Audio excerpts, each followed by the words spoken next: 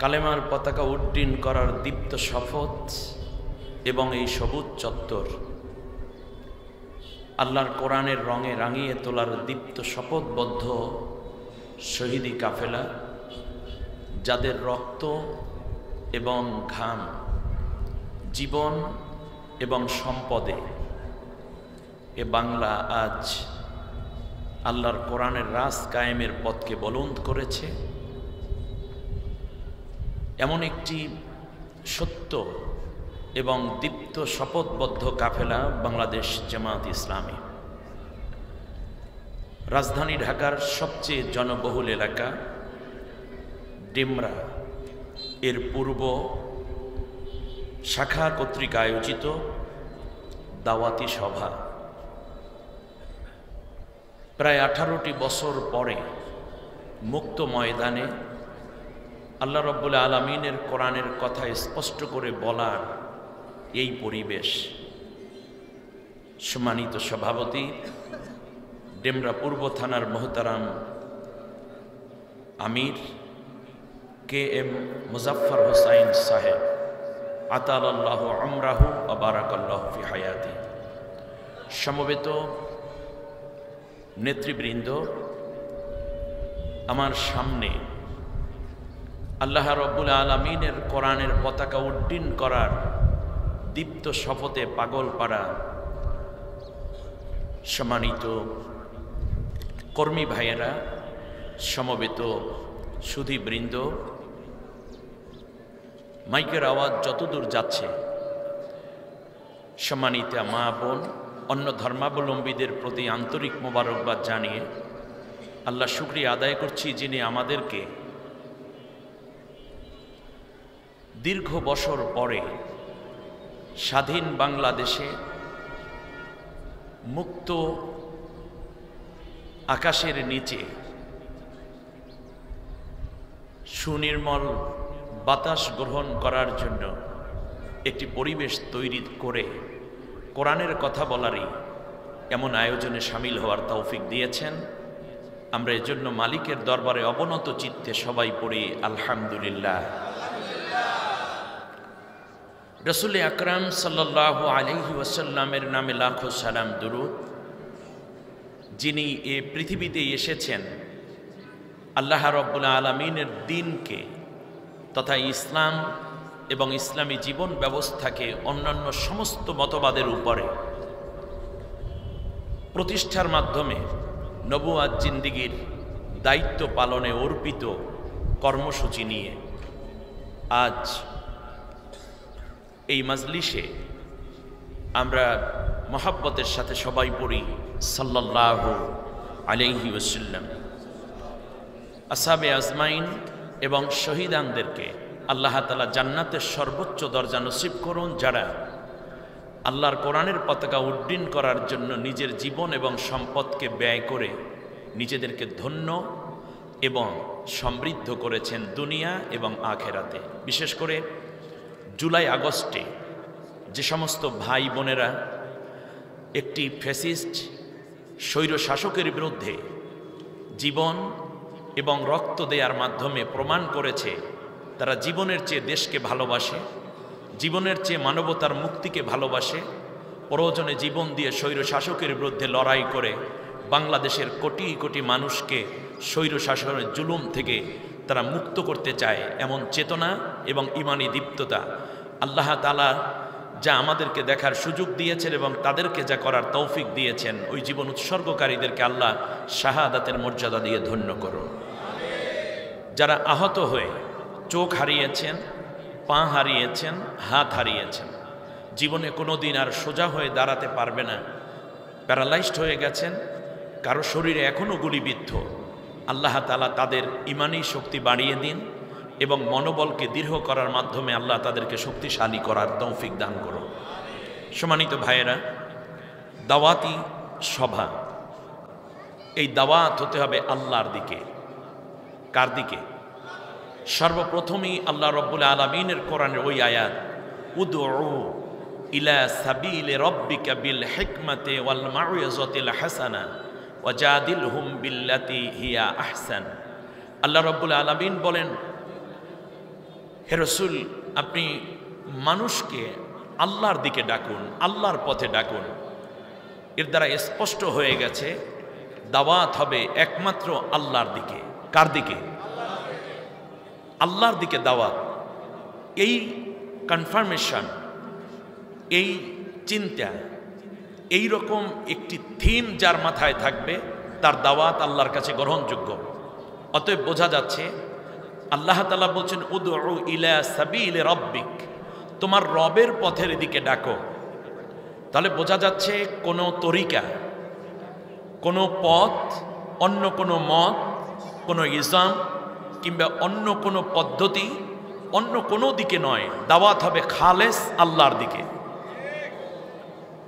আল্লাহ রব্বুল আলামিনের দিকে দাওয়াত দিতে গেলে আমাদেরকে দুইটি পন্থা অবলম্বন করার সুযোগ আছে। একটি হচ্ছে চরিত্র বৈশিষ্ট্য আমল আখলাকের দ্বারা, আরেকটি হচ্ছে বাস্তব বক্তব্যের মাধ্যমে। বক্তব্যের দাওয়াত সাময়িক, এটা বৃষ্টির মতো কিছুক্ষণের জন্য ভূমিকে উর্বর করে, কিন্তু আমার আপনার চরিত্র, আখলাক, ওয়াদা পালন, লেনদেন, মুআমেলা, আচার আচরণ, কথা, ঠিক তার পাশাপাশি আল্লাহ রব্বুল আলামিনের সন্তুষ্টি অর্জনের জন্য পারিবারিক নিয়ম, অর্থনৈতিক নিয়ম, সামাজিক নিয়ম, সাংস্কৃতিক নিয়ম, এগুলো যখন মজবুত হয় তখন মুখে বলা লাগে না, কাজের দ্বারাই এক প্রকার দাওয়াত দেয়া হয়ে যায়। রাসূল আকরাম সাল্লাল্লাহু আলাইহি ওয়াসাল্লাম এবং আসহাবে আজমাইন মুখের দাওয়াত দেওয়ার চাইতে আমলের দ্বারাই তারা বেশি দাওয়াত দিতেন এবং প্রভাবিত করতেন মানুষদেরকে।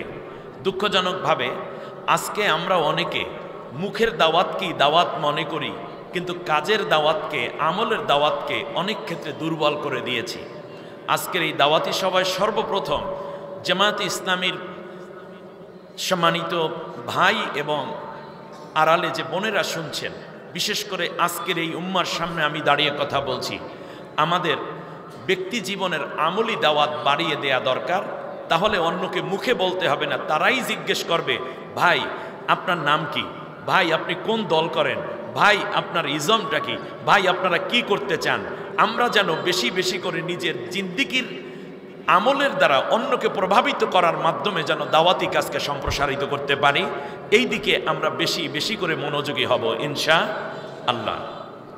দ্বিতীয় যেই বিষয়টি আমি বলতে চাই তা হচ্ছে দাওয়াত যারা দিবেন তাদের জন্য আল্লাহ নিজে প্রশংসা করেছেন, ওয়ামান আহসানু কাওলাম মিম্মান দাআ ইলাল্লাহ ওয়া আমিলা সালিহা ওয়া ক্বালা ইন্নানি মিনাল মুসলিমিন। এখানে আল্লাহ সুবহানাহু ওয়া তাআলা তিনটা কথা বলেছেন, এরপর একটা প্রশংসার সার্টিফিকেট দিয়েছেন। ওই ব্যক্তির কথার চেয়ে কার কথা আর শ্রেষ্ঠ হতে পারে যে ব্যক্তি আল্লাহর দিকে ডাকে। ওখানে বলছে উদউ ইলা সাবিলি রাব্বিক, এখানে বলছেন ওমান আহসানু কাওলাম মিম্মান দাআ ইলাল্লাহ। এই সাবিলি রব্বিকা আর দাওয়াত ইলাল্লাহ একই জিনিস। যে ব্যক্তি আল্লাহর পথের দিকে ডাকে আর যে আল্লাহর দিকে ডাকে সমানভাবেই তারা সমৃদ্ধ এবং সমানভাবেই আল্লাহ তাআলার কাছে তারা পারমিটেড হয়েছে এবং সিলেক্টেড হয়েছে। এখন খেয়াল করুন, তাহলে আল্লাহ তাআলা বলছেন আল্লাহর পথের দিকে ডাকো, এখানে বলছে ওই ব্যক্তির কথার চেয়ে কার কথা শ্রেষ্ঠ হতে পারে যে আল্লাহর দিকে ডাকে। সুবহানাল্লাহি ওয়া বিহামদিহি। এর পাশাপাশি আল্লাহ সুবহানাহু ওয়া তাআলা বলেছেন ওয়া আমিলা সালেহান। দেখুন, আল্লাহর দিকে দাওয়াতের দ্বিতীয় পদ্ধতিটা হচ্ছে তার নিজের ন্যাক আমল। কি আমল বলেন দেখি? ন্যাক আমল। এই ন্যাক আমল শব্দটি যখন আমরা বোঝাতে যাই তখন মনে করি যে নামাজ পড়া, রোজা রাখা, হজ করা, যাকাত দেয়া, বউকে পর্দায় রাখা, আত্মীয় স্বজনের প্রতি কিছু কৃতজ্ঞতা প্রকাশের জন্য দান সাদাকা করা, অথবা ইয়াতিমকে খাওন দাওন দেয়া, অথবা বসে তাসবিহ তাহলিল করা, অথবা আমি মাঝে মধ্যে দ্বীনের পথে একটি তরিকার মাধ্যমে কিছু কাজ করে যাওয়া, এইটাকেই আমরা আমল মনে করেছি। আলহামদুলিল্লাহ, নিঃসন্দেহে এটা আমলে সলেহাত, কিন্তু এটা হলে আমলে সওয়াব হতে পারে। আমলের এটা কি বলবো, আমলে সলেহাত আরেকটা ব্যাপার আছে, সেটা অনেক বিশাল, যেটার নাম হচ্ছে, যেমন আপনি একটি অর্থনৈতিক ব্যবস্থায় এমন দাঁড় করালেন যেই ব্যবস্থাটার মধ্যে কোনো সুদ নাই, এখানে কোটি কোটি মানুষ ইনভেস্টমেন্ট করবে, এই কাজটি আপনি যদি করে দেন, এটা একটি আমলে সলেহাত, সবচেয়ে ও আমিলা সলেহাতের একটি দারুণ উদাহরণ। এটা আপনি একটি ইসলামিক রাষ্ট্র যদি গঠিত হয়, ব্যক্তি জীবনে ন্যাক আমল করা, এটা হচ্ছে আমি বলবো, এই যে আমরা অক্সিজেন নিচ্ছি বিশাল করে, আর আরেক দল মানুষকে অক্সিজেন দেওয়া যেতে পারে। যেমন যখন সে খুব বেশি এমার্জেন্সি অবস্থায় পৌঁছে যায় শারীরিকভাবে, তখন তাকে অতিরিক্ত অক্সিজেন দিয়ে আইসিইউর মধ্যে রাখা হয়, অথবা তাকে লাইফ সাপোর্টে রাখা হয়, তখনও তার মুখের মধ্যে অক্সিজেন দেওয়া হয় কিনা? এখন এই যে অবারিত অক্সিজেন আমরা নিচ্ছি, এর মানে আমি সুস্থ। আর যখন কারণ মুখের মধ্যে মাস্ক দিয়ে অক্সিজেন দেওয়া হয়, তখন ওই ব্যক্তি সুস্থ না অসুস্থ? অসুস্থ। তাহলে মনে রাখবেন, আমরা অক্সিজেন দুইভাবেই নিতে পারি। একটি হচ্ছে আমরা ক্লিনিক্যাল অক্সিজেন নেওয়া, তাহলে বোঝা যায় এই রুগীটা অসুস্থ, ভীষণ অসুস্থ। আর যখন আমরা বুক ভরা শ্বাস নেই, তখন বোঝা যায় আমরা পুরো সুস্থ আছি। ঠিক তেমনি আপনি আমলে সলেহাত করার ক্ষেত্রে একটি হচ্ছে রাষ্ট্রীয়ভাবে পুরো রাষ্ট্রকে আমলে সলেহাতের মধ্যে নিয়ে নেয়া, আরেকটি হচ্ছে ব্যক্তিগতভাবে কিছু আমলে সলেহাত করা। রাসূল সাল্লাল্লাহু আলাইহি ওয়াসাল্লামকে আল্লাহ তাআলা মক্কার জীবনে আমলে সলেহাত করিয়েছিলেন ওই প্র্যাকটিস করানোর জন্য 13টি বছর।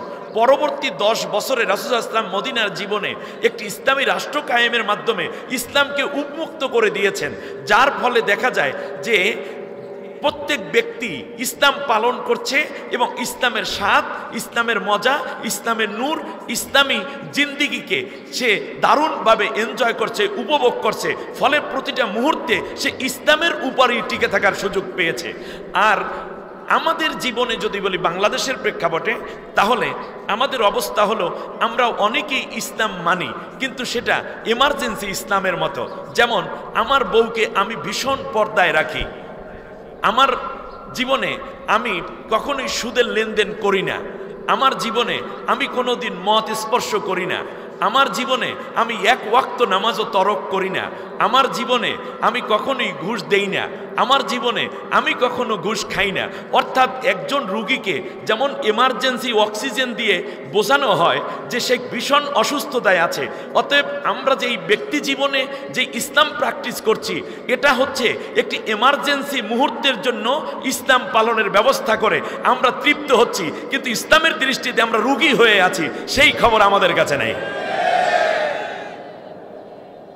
আমাদের এই ভূখণ্ডে ইমার্জেন্সি ইসলাম পালনের জন্য পীর মাশায়েখগণ চেষ্টা করেছেন সামগ্রিক, কিন্তু ইমার্জেন্সি ইসলাম পালনের মাধ্যমেও তারা ইসলামী জীবনটাকে সজীব করে রাখার চেষ্টা করেছেন। নিঃসন্দেহে এই মেহনত আল্লাহর কাছে অনেক মাকবুল মেহনত, নিঃসন্দেহে। তাবলিগ জামাতের ভাইয়েরা এই কাজটার মাধ্যমে তারা ইমার্জেন্সি ইসলাম পালনের বিভিন্ন তালিম তরবিয়াত দিয়ে থাকেন, নিঃসন্দেহে এই ভালো কাজ। কিন্তু আল্লাহ নবী 13 বছর যখন ইমার্জেন্সি ইসলাম, আবু বকর রাদিয়াল্লাহু আনহু, উসমান রাদিয়াল্লাহু তাআলা আনহু, আলী রাদিয়াল্লাহু তাআলা আনহু, অন্যান্য সাহাবীগণ যেইভাবে ইসলাম পালন করা শুরু করলেন, আল্লাহ রাব্বুল আলামিন বললেন, নবী এইভাবে ইসলাম পালন করে জান্নাতে যাওয়ার জন্য একটা বড় সওদা হয় না, ও আমিলা সলেহাত, তুমি এমন কিছু কাজ করে যাও যার দ্বারা কোটি কোটি মানুষ ইসলামের সুবাতাস, সুমহান চরিত্র, মাধুর্য এবং আদর্শ দেখতে পাবে, ভোগ করতে পারবে। ইচ্ছা করলেও তারা ঘুষ খাওয়ার সুযোগ থাকবে না, সুদ দেওয়া এবং নেওয়ার সুযোগ থাকবে না, বিপর্দা হওয়ার সুযোগ থাকবে না, চেনা করার সুযোগ থাকবে না, লেনদেনের মধ্যে কোনো রকম ওয়াদা পালনের ব্যবস্থাই থাকবে না, মাদক দ্রব্য মোটেও থাকবে না, চাইলেও কেউ মাদক নিতে পারবে না, এমনকি ধর্ষণ কিংবা দুর্নীতি করার ন্যূনতম সুযোগ থাকবে না, দেশের টাকা বিদেশে পাচার করার ন্যূনতম সুযোগ থাকবে না।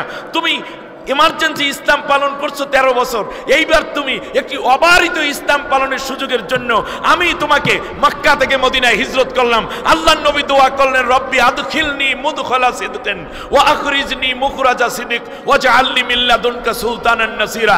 আল্লাহ তাআলা, তুমি আমার যে এমার্জেন্সি ইসলাম দ্বারা যে প্র্যাকটিস হইল, আল্লাহ তুমি এখন অবারিত ইসলাম বোঝানোর জন্য তোমার ইসলামী অর্থনীতি কি, তোমার ইসলামী সমাজনীতি কি, তোমার ইসলামী রাজনীতি কি, তোমার ইসলামী পররাষ্ট্র পররাষ্ট্রনীতি কি, শিক্ষানীতি কি, স্বরাষ্ট্রনীতি কি, আন্তর্জাতিক নীতি কি, এইটা বোঝানোর জন্য আমাকে আল্লাহ তাআলা একটি রাষ্ট্র ক্ষমতা দান করো, যার দ্বারা আমি বুঝাইয়া দেব যে ইসলাম সামগ্রিক হইলে কেমন হয়। আল্লাহ রাব্বুল আলামিন তাকে এই রাষ্ট্র ক্ষমতা দানের মাধ্যমে যে কাজটি উপহার দিয়েছেন তা কিয়ামত পর্যন্ত গোটা বিশ্ববাসীকে আবেগ আপ্লুত শুধু করবে না, কোটি কোটি অমুসলিমকেও ইসলামের দিকে আহ্বান করতে দারুণ একটি উৎস হয়ে থাকবে।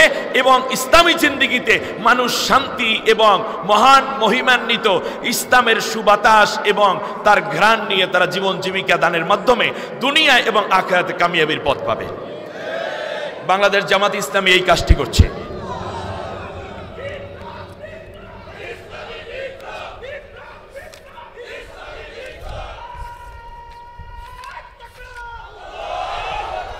জামাত ইসলামী প্রত্যেকজন কর্মী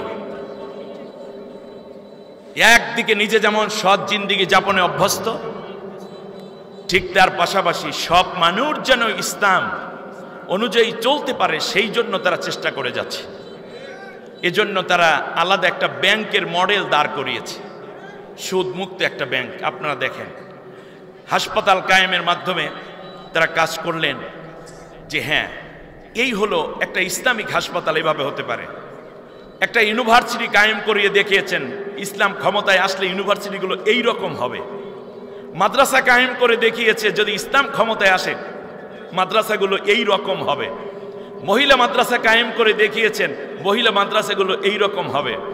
বাংলাদেশের জেনারেল শিক্ষিত মানুষগুলো এই রকম হয়ে যাবে, তারা চাকরি করবে কিন্তু দুর্নীতি করবে না। মন্ত্রী হলে তারা কেমন হবে একটু দেখেন। দুইজন মন্ত্রীকে আল্লাহ তাআলার দয়ায় মন্ত্রিত্ব পাওয়ার পরে তারা দেখাইয়া দিয়েছে, যদি ইসলাম ক্ষমতায় আসে তাহলে সব মন্ত্রীগুলো এইরকমই হবে, কেউ দুর্নীতি করবে না। জামাত ইসলামী তার দাওয়াত দানের মাধ্যমে মূলত কোরআন এবং সুন্নাহকে প্রাধান্য দিয়ে থাকে। এই পৃথিবীতে নবীদেরকে আল্লাহ তাআলা প্রেরণ করার উদ্দেশ্যই ছিল শারআ লাকুম মিনাদ-দীন মা ওয়াসসা বিহি নূহা ওয়াল্লাযী আওহাইনা ইলাইকা ওয়া মা ওয়াসাইনা বিহি ইব্রাহিমা ওয়া মূসা ওয়া ঈসা আন আকিমুদ-দীন ওয়া লা তাতাফাররাকু ফি। কি চমৎকার ইনস্ট্রাকশন আল্লাহ দিয়েছেন সূরা সূরার 13 নম্বর আয়াতে। হে রাসূল, আমি তোমার প্রতি স্পষ্ট ঘোষণা দিচ্ছি এবং নীতি নির্ধারণ করে দিলাম, যা আমি এর আগে নূহ এর উপরে এই কথাটাই বলেছিলাম, এমনকি এই তাগাদাই আমি দিয়েছিলাম ইব্রাহিম, ঈসা এবং মূসার উপরেও। তা ছিল এই যে তোমরা দুনিয়ার বুকে ইসলামী হুকুমতকে প্রতিষ্ঠা করো, আন আকিমুদ্দিন ওয়ালা তাতাফাররাকু ফি, আর দিন প্রতিষ্ঠার ক্ষেত্রে কোনো রকম দ্বিধাদ্বন্দ্ব কিংবা মতানৈক্য সৃষ্টি করবা না। সম্মানিত ভাইয়েরা, এখানে দুইটা কথা। এক নম্বর হচ্ছে একটা পূর্ণাঙ্গ ফরজ, আরেকটি হচ্ছে পূর্ণাঙ্গ হারাম। আল্লাহ তাআলা বলে দিলেন যে আন আকিমুদ্দিন, দিন প্রতিষ্ঠা করো। যে ব্যক্তি প্রতিষ্ঠিত থাকে আরবিতে তাকে বলে মুকিম। আমাদের দেশে কি দিন প্রতিষ্ঠিত আছে, ইসলাম প্রতিষ্ঠিত আছে? বলেন তো দেখি, প্রতিষ্ঠিত আছে? নাই। এই মুকিমের বিপরীত শব্দ হলো মুসাফির। আমাদের দেশে ইসলাম আছে মুসাফির অবস্থায়। মুসাফিরের প্রতি কোনো নির্দেশনা থাকে না। সে জমুবাইনা সলাতাইন করবে, সে কখনো বা রোজা না পারলে না রাখবে, নামাজ কসর করে ফেলবে, এ অনেকগুলো কারণ। সে দুর্বল। এই কারণে কি তার উপরে আল্লাহর অর্ডারটা কি করেছেন? আল্লাহ খুব হালকা করে দিয়েছেন। তা আমাদের দেশে ইসলাম প্রতিষ্ঠিত নাই, কিন্তু আমার দেশে কালমার্সের আইন রয়েছে, আমার দেশে সমাজতন্ত্র রয়েছে, ধর্মনিরপেক্ষ মতবাদ রয়েছে, সংকীর্ণ জাতীয়তাবাদ রয়েছে। আল্লাহর দিন যদি প্রতিষ্ঠিত না থাকে তাহলে ইসলাম আছে মুসাফির অবস্থায়। সেই মুসাফিরের অনুসারী হইয়া আমরা কত না আত্মতৃপ্ত হয়ে গেছি, অথচ সব নবীদের উপর আল্লাহ তাআলার বিধান ছিল তোমরা দিন প্রতিষ্ঠা করো। দ্বিতীয় নির্দেশ হলো ওয়ালা তাতাফাররাকু ফি, তোমরা এই ব্যাপারে কোনো মতভেদ করবা না। আল্লাহ কোরআনে বলছে আকিমুদ্দিন, আবার বলেছেন আকিমুস-সালাহ। আকিমুস-সালাহ বলার পরে আল্লাহ বলেন নাই ওয়ালা তাফাররাকু ওয়ালা তাতাফাররাকু। তার কারণ নামাজের মধ্যে কেউ একটু হাত বুকের উপর বাঁধবে, কেউ নাভির উপরে, কেউ নাভির নিচে, ওয়ালা দোয়ালিনের পর কেউ আমিন জোরে বলবে। এটা আল্লাহ তাআলা ভালোভাবে জানেন। তার কারণ নবী এই কয়েক স্টাইলে নামাজ পড়েছেন। কিন্তু নামাজ কায়েম আকিমুস সালাহ বলার পরে আল্লাহ বলেন নাই ওয়ালা তাতাফাররাকু ফি, কারণ এখানে মাযহাবগত কিছু সমস্যা থাকবে, এখানে কিছু, এটা আল্লাহ ভালোভাবে জানেন। এই জন্য বলছেন নামাজ পড়ো, পড়লেই হইল। কিন্তু একটা সিস্টেমকে তোমরা অবশ্যই ফলো করবে, কোরআন সুন্নাহর বাইরে যেন চলে না যাও। আপনি দেখবেন বিভিন্ন মাযহাব বিভিন্ন স্টাইলে নামাজ আদায় করে না, এখানে আল্লাহ এই অনুমোদন দিয়েই রেখেছেন। কিন্তু যেই জায়গায় মোটেও পার্থক্য করবে না সেটার নাম হলো ওয়ালা তাতাফাররাকু ফি, দিন প্রতিষ্ঠা করবে, কোনো মতপার্থক্য করবে না। কিন্তু শয়তান আমাদেরকে নামাজ মতপার্থক্য অনুযায়ী এক ইমামের পিছনে 5 মাযহাব 4 মাযহাবের নামাজ পড়তেছে, সব হুজুরের মুরিদেরা নামাজ পড়তেছে, কেউ জোরে জিকির আস্তে জিকির, ভাড়া করতা লম্বা করতা, কেউ গোল টুপি, কেউ পাতলা টুপি, কেউ খাড়া টুপি, এতে কোনো অসুবিধা হইল না, এক ইমামের পিছনে নামাজ পড়লো। যেখানে মতপার্থক্য করতে আল্লাহ অনুমোদন দিয়েছেন সেই জায়গাটিতে আমরা মতপার্থক্য না করে নামাজ পড়ে গেলাম। কিন্তু যেই জায়গায় আল্লাহ মতপার্থক্য করতে নিষেধ করেছেন, আমরা নামাজ থেকে বের হওয়ার পরে নিষেধ যেই জায়গায় আল্লাহর জমিনে আল্লাহর কোরআনের রাজ কায়েম করো, এই ক্ষেত্রে মতপার্থক্য কইরো না, আমরা সেই জায়গাটি ফতুয়া এবং বিভিন্ন রকমের মতপার্থক্য দিয়া আল্লাহর দ্বীনকে ছোট করে ফেলেছে। সম্মানিত ভাইরা, আমরা একটি সুন্নাত ভুলেই গেছি, সেটা হচ্ছে দিন প্রতিষ্ঠা করার আন্দোলন সুন্নত না ফরজ? এই ফরজ কাজটাকে আমরা ভুলে পাকা মোমেন হয়ে গেছি। অথচ আল্লাহ রাব্বুল আলামিন বলেছেন ইব্রাহিমও আমার কাছে রাষ্ট্র ক্ষমতা চেয়েছে, তার কারণ রাষ্ট্র ক্ষমতা যখন ইসলাম থাকে, নেককারদের হাতে থাকে, তখন সব মানুষ ভালোভাবে চলতে পারে, ফলে মানুষগুলো অন্যায় করতে পারে না এবং অন্যায়কারীও ভালো হয়ে যায়। সুবহানাল্লাহ। আমাদের খুব মনে পড়ে রাসূল সাল্লাল্লাহু আলাইহি ওয়াসাল্লামের উপরে বিধান নাজিল হলো চোরের হাত কাটো, জেনাকারকে সঙ্গে সার করো, অথবা অবিবাহিত হলে তাদেরকে 100 বেত্রাঘাত করো, হত্যার বদলে হত্যা করো, যারা ডাকাত তাদের বিপরীত দিক থেকে হাত পা কেটে দাও। বিশ্বাস করুন রাসূল সাল্লাল্লাহু আলাইহি ওয়াসাল্লাম 10 বছর আল্লাহর কোরআন দিয়ে রাষ্ট্র পরিচালনা করলেন, মাত্র 2টা বিচার করলেন। এক মহিলার হাত কাটলো, তার নামও ছিল ফাতেমা, আপনারা জানেন। আরেকটা বিচার করলেন রাসূল সাল্লাল্লাহু আলাইহি ওয়াসাল্লাম, যেই মহিলা ইসলাম গ্রহণের আগে প্রেগনেন্ট হয়ে গেছিল, সেই মহিলা নবী সাল্লাল্লাহু আলাইহি ওয়াসাল্লামের কাছে আসলো, এসে বলল রাসূল আমি এখন 6 মাস প্রেগনেন্ট, কিন্তু আমি জানি ইসলাম জেনা করা হারাম, আমি তো আগে বুঝি নাই। আল্লাহর নবীকে বলল আমাকে আপনি সঙ্গে সার করে দেন। রাসূল সাল্লাল্লাহু আলাইহি ওয়াসাল্লাম বললেন না, তাহলে তোমার বাচ্চাটাও মারা যাবে, সুতরাং ওই বাচ্চা প্রসব হওয়ার পরে তুমি আমার কাছে আসো। বাচ্চা প্রসবের 7 দিনের মাথায় মহিলা একটা টুকটুকে ছোট্ট পুত্র সন্তান নিয়ে নবীর কাছে আসলো। আপনারা জানেন এই ঘটনা। নবীজি সাল্লাল্লাহু আলাইহি ওয়াসাল্লাম বললেন এখনো তোমাকে যদি আমি পাথর মেরে তোমার শরিয়া আইন কায়েম করি, তাহলে তোমার এই শিশু বাচ্চাটি আল্লাহর নিয়ামত যে তোমার বুকে দুধ, এই দুধ থেকে মাহরুম হয়ে যাবে। সুতরাং কিয়ামতের দিন এই শিশু আমার বিরুদ্ধে অভিযোগ করবে, তুমি চলে যাও। যেই দিন সে দুধ ছাড়ান দেবে সেই দিন তুমি আসো। এরপরে চলে আসলো এই মহিলা আবার 6 মাস পরে, এক হাতের মধ্যে এক টুকরা রুটি আর এক হাতের মধ্যে একটা খেজুর নিয়ে নবীজির কাছে এসে বলল ইয়া রাসূলুল্লাহ এখন আমাকে সঙ্গে সার করে দেন, সুতরাং আমি চাই দুনিয়ায় আমার শাস্তি হয়ে যাক, আখিরাতে যেন আমি জান্নাত লাভ করতে পারি। রাসূল সাল্লাল্লাহু আলাইহি ওয়াসাল্লাম বললেন, সন্তানটাকে কোলে নিলেন, তাকে মাতৃসদনে লালনের জন্য দিলেন। তারপরে তার কোমর পর্যন্ত গেড়ে চারপাশ থেকে পাথর নিক্ষেপ করা হচ্ছিল। তখন এক ফোঁটা রক্ত হজরতে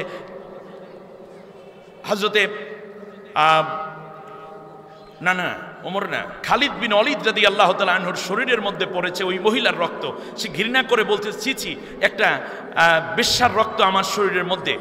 রাসূল সাল্লাল্লাহু আলাইহি ওয়াসাল্লাম বললেন, খালিদ একটু দাঁড়াও, আমি মুহাম্মদ সাল্লাল্লাহু আলাইহি ওয়াসাল্লাম বলছি, এই মহিলাকে আমি 3 বার ফিরিয়ে দিয়েছি, কোনো গোয়েন্দাও লাগাই নেই, কোনো পুলিশও তাকে ধরেই আনতে দেয় নেই। সে তাকওয়া অর্জন করেছে এবং আল্লাহকে ভয় করেছে। এই মক্কা মদিনার মধ্যে যত ইমানদার আছে, কোন কোন রিওয়ায়েত আছে তামাম দুনিয়ায় যত মোমেন আছে, তারা সবাই তওবা করলে যেই ওজন হবে, এই মহিলার তওবার ওজন তার চেয়ে আল্লাহর কাছে বেশি ভারী হয়ে যাবে। হযরত আবু বকর রাদিয়াল্লাহু তাআলা আনহুর শাসনামল, ওমর রাদিয়াল্লাহু তাআলা আনহু ছিলেন চিফ জাস্টিস। 2 বছর পরে ওমর এসে জিজ্ঞেস করলেন, আবু বকর আমাকে আপনি এমন এক জায়গায় দায়িত্ব দিলেন যেখানে কোনো কাজ নাই। বললেন মানে? বলল যে আমি এই 2 বছর পর্যন্ত চিফ জাস্টিসের জায়গায় বসি, এজলাসে বসি, কিন্তু একটি মামলাও আমার কাছে রুজু হয় নাই। হযরতে আবু বকর রাদিয়াল্লাহু তাআলা জিজ্ঞেস করলেন লিমাযা লাম ইয়াজিউকা লিল মুকদ্দামা, তোমার কাছে কেন মানুষেরা মামলা নিয়ে আসে না? হযরতে ওমর যেই জবাবটা দিয়েছিলেন তা হবে ঐতিহাসিক জবাব। তিনি বলেছিলেন ওয়াহুম ইয়ামতাসিলুনাল কুরআনা ওয়াস সুন্নাহ, এই দেশের মানুষ আল্লাহর কোরআন পড়ে, এই দেশের মানুষ আল্লাহর নবীর আদর্শ জানে, সুন্নাহ জানে, অতএব একে অন্যের হক দিয়ে দেয়। এই দেশটা ইসলামী রাষ্ট্র হওয়ার কারণে এই দেশে কোনো অন্যায় নাই, অন্যায় না করলে কোপাকুপি হয় না, রক্তপাত হয় না, খুন হয় না, আর খুন রক্তপাত না হলে আমার কাছে মামলা নিয়েও কেউ আসে না।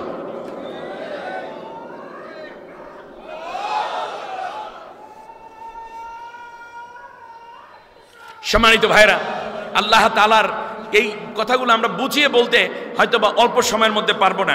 ইব্রাহিম আলাইহিস সালাম এই জন্য আল্লাহ তাআলার কাছে রাষ্ট্র চেয়েছিলেন। তিনি বলেছিলেন ইন্নী জাইলুকা লিন্নাসি ইমামা, আল্লাহ বললেন তোমাকে আমি নেতা বানিয়ে দেব।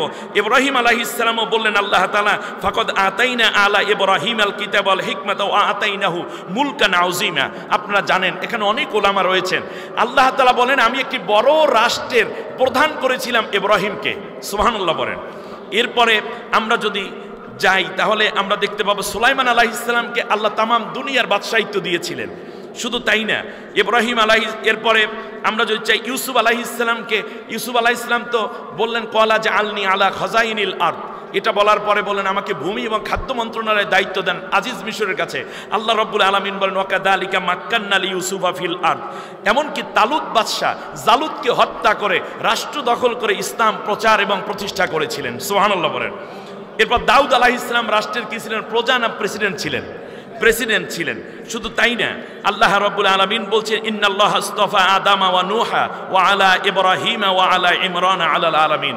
এমনি করে আমি আল্লাহ রাষ্ট্র ক্ষমতা দিয়েছিলাম আদমকে, নূহকে, ইব্রাহিমের পরিবারকে এবং ইমরানের পরিবারকে। সুবহানাল্লাহ। মুসা আলাইহিস সালাম আল্লাহ রাব্বুল আলামিনকে বলেছিলেন ওয়াজআলা লাকুম মুলকান, আল্লাহ রাব্বুল আলামিন বলেন আমি আল্লাহ তাআলা তাকে একটি রাষ্ট্র ক্ষমতা দান করেছিলাম। এমনি করে করে যুলকারনাইন বাদশাকে আল্লাহ তাআলা রাষ্ট্র ক্ষমতা দান করেছেন। ইয়াহিয়া আলাইহিস সালাম যখন সন্তান চাইলেন তখন তিনি বললেন সাইয়্যিদা ওয়া হাসুরা ওয়া নাবিয়্যাম মিনাস সালিহিন, আল্লাহ তুমি আমার নেতা হওয়ার মতো একটি সন্তান দান করো। আমরা নিয়ত করি আল্লাহ বড় একজন আলেম হবে, বড় হাফেজ হবে, বড় ইমাম যেন হতে পারে। হ্যাঁ, এই নিয়ত ভালো, কিন্তু প্রত্যেক নবী যেমন রাষ্ট্রপ্রধান হয়েছিলেন এবং ঠিক তার পাশাপাশি তারাও চেয়েছেন তাদের সন্তানরা যেন রাষ্ট্রনায়ক হতে পারে। তার কারণ রাষ্ট্রনায়ক হলে আল্লাহর দ্বীনের পথকে খুব তাড়াতাড়ি সমৃদ্ধ করা যায়। সম্মানিত ভাইয়েরা, আমি দাওয়াতি জিন্দিগির এই পর্যায়ে আপনাদেরকে বলতে চাই যে রাসূল সাল্লাল্লাহু আলাইহি ওয়াসাল্লামের 10 বছর আল্লাহর কোরআনের হুকুমাত দিয়ে রাষ্ট্র পরিচালনা করেছেন, ঠিক না বলেন? কোথায় বলেন দেখি? মদিনায়। আচ্ছা, এটা কি নবীওয়ালা কাজের মধ্যে ছিল নাকি নবীওয়ালা কাজের বাইরের কাজ ছিল? নবীওয়ালা কাজ। তাহলে বোঝা যায় রাষ্ট্র পরিচালনা করাও নবীওয়ালা কাজ। বিগত 18টা বছর আজ উন্মুক্ত ময়দানে একটি কথা আমি বলি, আমার পাশেই বাংলাদেশের ঐতিহ্যবাহী স্বনামধন্য একটি প্রতিষ্ঠান দারুন নাজাত, আল্লাহ এই প্রতিষ্ঠানটাকে কবুল করুন, বলেন আমিন। এমনি তামিরুল মিল্লাত মাদ্রাসা, সারসিনা মাদ্রাসা সহ যতগুলো ঐতিহ্যবাহী প্রতিষ্ঠান ছিল প্রত্যেকটা প্রতিষ্ঠানে গোয়েন্দা বসে থাকতো, ডিএসবি বসে থাকতো, উলামায়ে কেরামদেরকে এমনি করে বিভিন্ন হয়রানি করা হতো। এমনকি হেফাজতের আলেমদেরকে নির্যাতন করা হয়েছে। বাংলাদেশের শতাব্দীর শ্রেষ্ঠতম মুফাসসিরে কোরআনকে আল্লামা সাইদিকে 13টা বছর পর্যন্ত জেলের প্রকোষ্ঠে শেষ করে দেওয়ার জন্য শেষবারে তারা জেল থেকে এনে হাসপাতালে এনে বিষাক্ত ঔষধ পুশ করে তাকে হত্যা পর্যন্ত করেছে। আমরা কি ভুলে গেছি? তাহলে বোঝা যায় যখন জালেম ক্ষমতায় থাকে তখন আলেমরাও তটস্থ থাকে। সুতরাং আজ এই উন্মুক্ত পরিবেশ, আমাদেরই কর্তব্য হচ্ছে আগামীর পার্লামেন্ট আল্লাহর কোরআনের পার্লামেন্ট হিসাবে গড়ে তোলা, ঠিক না? সেই ক্ষেত্রে আমি আরেকটি কোশ্চেন করে আমার আলোচনার শেষ দিকে যাই। রাসূল সাল্লাল্লাহু আলাইহি ওয়াসাল্লামের এই যে নবুয়ত জিন্দেগীর দায়িত্ব পালন করতে গিয়ে তিনি যেই রাষ্ট্র পরিচালনা করলেন, আপনারা বলছেন এটা নবীওয়ালা কাজ। আমরাও জানি লিইউযহিরাহু আলাদ দীনি কুল্লি, এই আয়াত বহুল পরিচিত ইসলামী আন্দোলন লোকদের সাথে। বিশেষ করে রাসূল সাল্লাল্লাহু আলাইহি ওয়াসাল্লাম এই যে রাষ্ট্রটা চালালেন, এটা কি গুনার নিয়তে না সওয়াবের নিয়তে? এই জন্য আল্লাহ তাআলা বলছেন ওয়া আমিলা সালেহাত, নেক কাজ করে। ইসলামী রাষ্ট্র গঠনের চেয়ে বড় নেক কাজ একজন মুমিনের জন্য আর হতে পারে না। তার কারণ আল্লাহ রাব্বুল আলামিন জিহাদ ফি সাবিলিল্লাহকে ফরজ করেছেন, ইকামতে দ্বীনের কাজকে ফরজ করেছেন, আর এই সব মিলে রেজাল্ট হচ্ছে একটি আল্লাহ রাব্বুল আলামিনের কোরআন দিয়ে পরিচালিত একটি রাষ্ট্র ব্যবস্থা কায়েম করা। আসহাবে আজমাইন, আবার বলি, আসহাবে আজমাইন হিজরত করেছেন, যুদ্ধে গিয়েছেন, আহত হয়েছেন, শহীদ হয়েছেন, জীবন দিয়েছেন ওই গোল টুপি না লম্বা টুপি এই চিন্তার জন্য নয়, দাড়ি লম্বা না খাটো এই জন্য নয়, জামা ফাড়া নাকি গোল এজন্য নয়, পাগড়ি পরে নাকি পাগড়ি পরে না এজন্য নয়, জিকির জোরে না আস্তে এই জন্য সাহাবীরা জীবন দিতে চান নাই, তারা জীবন দিয়েছেন কেবলমাত্র আল্লাহর কোরআনের রাজ কায়েম করার জন্য। এই কাজটি জামাত ইসলামী করে যাচ্ছে। এখন আল্লাহ তাআলার একটা ঘোষণা শোনো, বিপর্যয়ের পরে যখন একটি রাষ্ট্র ব্যবস্থা আসবে সেই মুহূর্তে আমি কি চাই, আমি দুইটি আয়াত একটি হাদিস বলে শেষ করছি। আল্লাহ তাআলা বলছেন, অনুরিদু আন্নামুন্না আলাল্লাযীনা ইসতুদঈফু ফিল আরদি ওয়া নাজআলাহুম আইম্মাতাও ওয়া নাজআলাহুমুল ওয়ারিসিন। আল্লাহু আকবার। সূরা কসসের মধ্যে আল্লাহ বলছেন, শোনো, যেই দলটি সবচেয়ে বেশি নির্যাতিত হবে, যেই দলের লোকদেরকে হত্যা বেশি করা হলো, যেই দলের লোকদেরকে কারাগারে বেশি নেওয়া হলো, যেই দলের লোকদেরকে ফাঁসি দেওয়া হলো, যেই দলের লোকদেরকে আয়না ঘরে ঢুকানো হলো, ঘর বাড়ি ছাড়া করা হলো, আমি আল্লাহ তাআলা চাইলাম অনুরিদু, কান খাড়া করে শুনে বা আল্লাহর ডিসিশন, আল্লাহর সিদ্ধান্ত। আপনার যদি ভালো না লাগে তাহলে আপনার ইমানে ডিস্টার্ব থাকতে পারে, কিন্তু আল্লাহর কালামের মধ্যে ডিস্টার্ব নাই।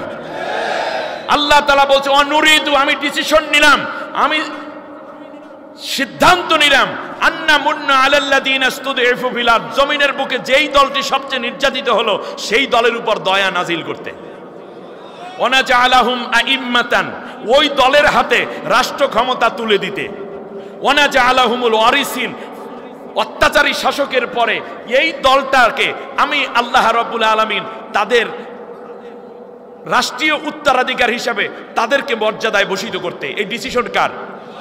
এই সিদ্ধান্ত নিয়েছেন কে? ওয়ানুমাক্কিনা লাহুম ফিল আরদ, এবং জমিনের বুকে আমি আল্লাহ তাদের শক্তিশালী করে দিতে চাইলাম। গত 5 আগস্টের আগেও জামাত ইসলাম প্রোগ্রাম করবে তো দূরের কথা, জামাতের জও যদি শুনতো সাথে সাথে পুলিশ এসে 14 গোষ্ঠী উদ্ধার করত।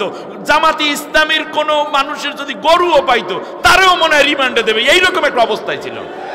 কিন্তু আল্লাহ রাব্বুল আলামিন বললেন, এখন তোমাদেরকে আমি আস্তে আস্তে শক্তিশালী করব। দেখেন না, সব জায়গায় জামাতের ভাইদেরকেও ডাকা হয় আগে আগে, ঠিক না? আমি শেষ করে দেই নাকি?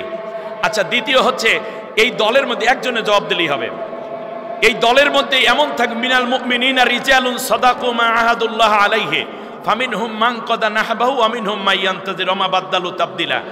এই দলের মধ্যে এমন নেককার লোক থাকবে, একের পর এক হত্যা করা হবে, কিন্তু তারা আল্লাহর দ্বীন প্রতিষ্ঠার কাছ থেকে বিরত থাকবে না।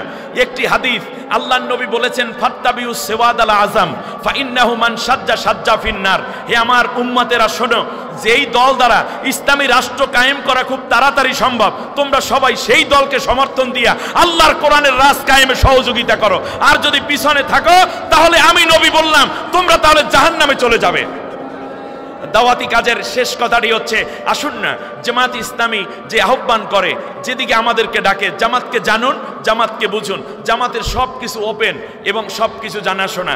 বেশি করে আল্লাহর কোরআনের রাজ কায়েমের জন্য, কোরআনের বিধান প্রতিষ্ঠায় আমরা যেন সবাই কাঁধে কাঁধ মিলে ঐক্যবদ্ধভাবে ভেদাভেদ বলে কাজ করে যেতে পারি।